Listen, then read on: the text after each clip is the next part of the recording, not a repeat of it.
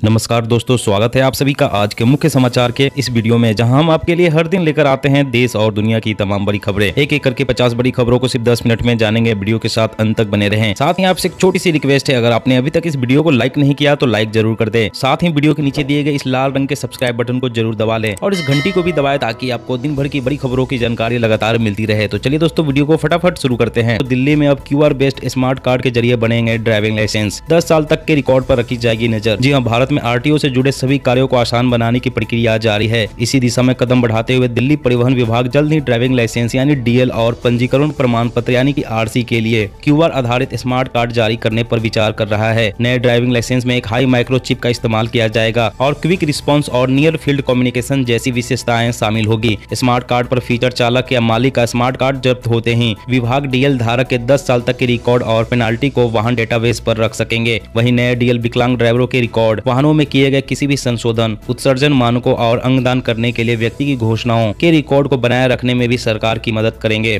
और अगली बड़ी खबर की बात करें तो स्वच्छ भारत मिशन के दूसरे चरण में देश में बनेंगे 51 लाख टॉयलेट। 2 लाख गाँव में होगी कचरा प्रबंधन की व्यवस्था। जी हाँ, मोदी सरकार के स्वच्छ भारत मिशन ग्रामीण के पहले चरण का शौच मुक्त गाँव का सपना साकार होता हुआ नजर आ रहा है। अब इस उपलब्धि को बरकरार रखने के लिए दूसरे चरण में देश भर के करीब 51 लाख नए घरेलू शौचालयों का निर्माण किया जाएगा। राष्ट्रीय योजना मंजूरी समिति ने मिशन के दूसरे चरण में 51 लाख घरेलू शौचालय के अलावा करीब 1 लाख सामुदायिक स्वच्छता कॉम्प्लेक्स, करीब 2 लाख गाँव में ठोस कचरा प्रबंधन योजना, 1,82,000 गाँव में ग्रे वाटर मैनेजमेंट प्रोजेक्ट, करीब 2500 ब्लॉक में प्लास्टिक कचरा प्रबंधन यूनिट और 386 जिलों में गोवर्धन प्रबंधन संयंत्र लगाने के प्रस्ताव को मंजूरी दी है। इस योजना के तहत कोशिश की है कि रसोई और स्नानाघर से निकलने वाले ग्रे वाटर को रिसाइकिल होने के बाद कृषि या कॉमर्शियल क्षेत्रों में इस्तेमाल किया जा सके। और अगली बड़ी खबर की बात करें तो दिल्ली में बगैर प्रदूषण नियंत्रक प्रमाण पत्र के वाहनों पर सख्ती का असर दिखने लगा है। 1450 वाहनों का 10-10 हजार रुपए का कटा चालान। जी हाँ, दिल्ली में बगैर प्रदूषण नियंत्रक प्रमाण पत्र यानी PUC के वाहनों पर सख्ती का असर दिखने लगा है। परिवहन विभाग की सख्ती के बाद 1.5 माह में PUC बनवाने वालों की संख्या 10,000 प्रतिदिन से 38,000 प्रतिदिन पर पहुँच गई है। विभाग की प्रवर्तन टीमों की ओर से 7 दिनों में 16,494 वाहनों की PUC की जाँच की गई है, जिसमें से 1466 वाहन मालिकों के 10-10 हजार रुपए के चालान काटे गए हैं। इसमें 10 वाहन धुआं छोड़ने वाले शामिल हैं। परिवहन विभाग के अनुसार दिल्ली में 18 लाख वाहनों के पास PUC प्रमाण पत्र नहीं है। इसमें से 13 लाख वाहन मालिकों को जागरूक करने के लिए नोटिस भेजे गए हैं। वहीं चालान काटने का अभियान भी शुरू कर दिया गया है। और अगली बड़ी खबर की बात करें तो देश को चूना लगा रही पान मसाला कंपनी पर शिकंजा। 400 करोड़ रुपए के काले कारोबार का हुआ खुलासा। जी हाँ, इनकम टैक्स डिपार्टमेंट ने उत्तर भारत के एक पान मसाला उत्पादन समूह पर छापेमारी में 400 करोड़ रुपए से अधिक के बेनामी लेन देन पकड़े जाने की बात कही है। इनकम टैक्स विभाग ने कानपुर, दिल्ली, नोएडा, गाजियाबाद और कोलकाता में कंपनी के 31 परिसरों में छापेमारी की।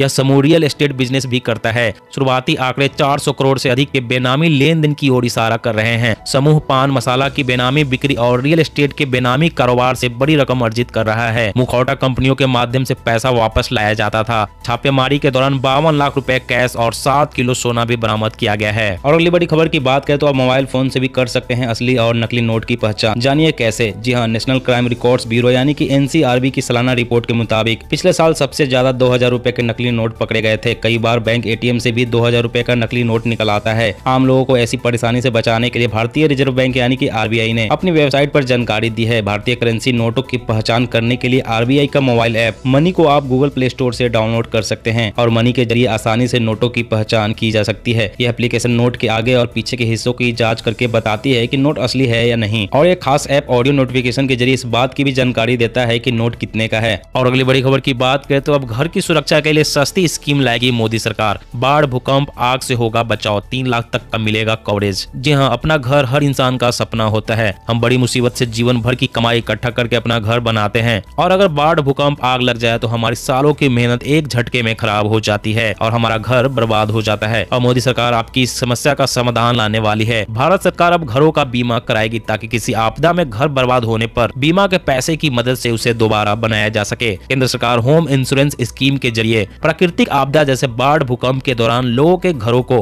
होने वाले नुकसान को कवर करने के लिए 3 लाख रुपए तक का इंश्योरेंस कवरेज देगी। इसके साथ ही 3 लाख रुपए तक कवरेज घर के सामानों का भी होगा और 3-3 लाख रुपए तक का पर्सनल एक्सीडेंट कवर पॉलिसी लेने वाले परिवार के 2 लोगों को दिया जाएगा। और अगली बड़ी खबर की बात करें तो SBI ने जारी किए नए नियम। कम बैलेंस पर ATM का किया इस्तेमाल तो लगेगा जुर्माना। जी हाँ, आपके साथ कई बार ऐसा हुआ होगा जब एटीएम से कैश निकालने की कोशिश की हो लेकिन कम बैलेंस होने की वजह से ट्रांजैक्शन फेल हो गया हो। अब तक तो आपकी ये गलती माफ कर दी जाती थी, लेकिन अगर आप अब एसबीआई के एटीएम से कैश निकालने पर फिर से गलती कर देते हैं तो आपकी जेब पर भारी पड़ेगा। एसबीआई के नए नियमों के मुताबिक अगर आपके खाते में जमा रकम से ज्यादा कैश एसबीआई के एटीएम से निकालने की कोशिश की तो आपको 20 रुपए और जीएसटी बतौर जुर्माना देना होगा। भले ही आपसे गलती से हुआ हो लेकिन ये गलती आपको भारी पड़ेगी। जुर्माना से बचने के लिए आप अपने खाते पर जमा राशि की जानकारी रखें।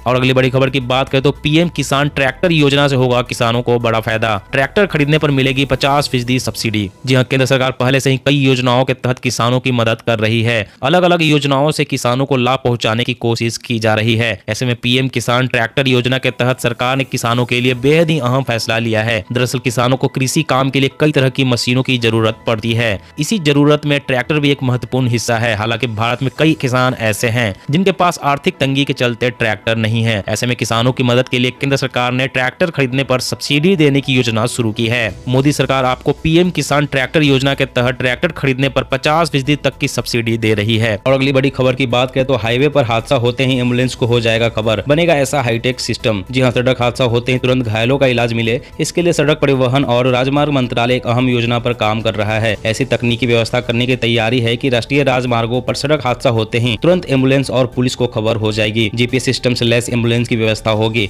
इसी तरह सड़क हादसों को रोकने की दिशा में भी मंत्रालय कई नई योजनाओं पर कार्य कर रहा है। रोड सेफ्टी की दिशा में इमरजेंसी रिस्पांस मैकेनिज्म पर काम चल रहा है। Ambulance, police, control room, hospital सभी के एक नेटवर्क से जुड़ने से सड़क हादसे के शिकार लोगों को तुरंत इलाज मिलना संभव होगा और राहत एवं बचाव कार्य में भी सुविधा होगी। वहीं सड़क हादसे के शिकार लोगों के लिए कैशलेस ट्रीटमेंट स्कीम भी शुरू होगी। योजना लॉन्च होने के बाद सड़क हादसे के शिकार लोगों का 2.5 लाख रुपए तक का इलाज मुफ्त हो सकेगा। और अगली बड़ी खबर की बात करें तो शहरों को श्रम मुक्त बनाने के लिए किराया कानून में संशोधन। प्रवासी मजदूरों को सस्ते किराए के मकान मुहैया कराएगी सरकार। जी हां, देश के छोटे बड़े शहरों में बढ़ते स्लम पर काबू पाने और महानगरों को स्लम मुक्त कर सुंदर बनाने की योजना पर तेजी से काम शुरू हो गया है। इसके पहले चरण में प्रवासी मजदूरों को सस्ते किराए के मकान मुहैया कराए जाएंगे, जिसके लिए कई शहरों में ऐसे भवनों का निर्माण कार्य चालू हो गया है और योजना को अमली जमा पहनाना शुरू कर दिया गया है। इसी क्रम में सरकार ने किराया कानून में संशोधन कर उसे किराएदार और मकान मालिकों के हितों के अनुकूल बना दिया है ताकि मकान को किराए पर देने में कोई दिक्कत न आए। वर्ष 2047 तक स्लम मुक्त शहर के सपने को पूरा करने के लक्ष्य है।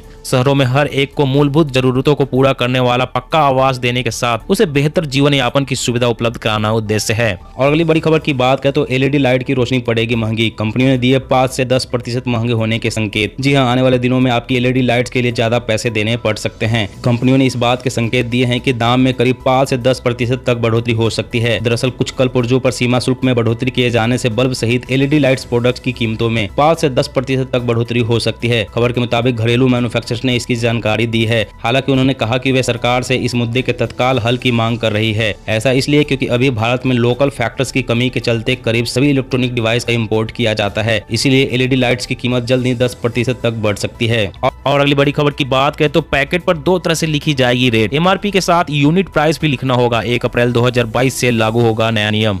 जी हां, अब हर पैकेट बंद सामान की 2 तरह से रेट लिखी जाएगी। एक रेट अधिकतम खुदरा मूल्य की होगी तो दूसरी रेट यूनिट प्राइस की होगी। यानी कि 5 किलो के आटे का पैकेट है तो उस पर 1 किलो आटे की रेट भी लिखी जाएगी। इससे ग्राहकों को अंदाजा लग जाएगा कि बाकी कंपनियों की तुलना में वे कितना महंगा या सस्ता सामान ले रहे हैं। यह नया नियम 1 अप्रैल 2022 से लागू होने जा रहा है। ग्राहक इससे प्रति यूनिट का दाम आसानी से जान सकेंगे। खाद्य उपभोक्ता मंत्रालय ने इसके लिए लीगल मेट्रोलॉजी रूल्स 2011 में संशोधन किया है। इस नए नियम के मुताबिक कंपनियों को packaged item per unit sale price भी लिखना जरूरी होगा। इससे ग्राहकों को खरीदारी पर नफा नुकसान की जानकारी आसानी से मिल सकेगी। और अगली बड़ी खबर की बात करें तो जल्द ही जानवरों के साथ क्रूरता करने पर लगेगा 75,000 रुपए का जुर्माना और 5 साल की हो सकती है जेल। जी हां, जल्द ही जानवरों को घायल करने या मारने वाला व्यक्ति 50 रुपए का जुर्माना भरकर भाग नहीं सकता है। सरकार ने 60 साल पुराने पीसीए कानून में संशोधन के लिए एक मसौदा तैयार किया है। इसमें किसी व्यक्ति या संगठन के कार्य से पशु की मृत्यु होने पर जुर्माना 75,000 रुपए या पशु की लागत का 3 गुना करने का प्रस्ताव दिया गया है। इसके अलावा 5 साल तक की सजा या दोनों का प्रस्ताव दिया गया है। मसौदे में 3 श्रेणियों में अपराधों का प्रस्ताव दिया गया है। इसमें मामूली चोट, बड़ी चोट जो अस्थायी विकलांगता का कारण बनती है और क्रूर अभ्यास के कारण पशु की मृत्यु शामिल है। मसौदे के तहत विभिन्न अपराधों के लिए 750 रुपए से लेकर 75,000 रुपए तक के जुर्माने और 5 साल तक की जेल की सजा का प्रावधान किया गया है।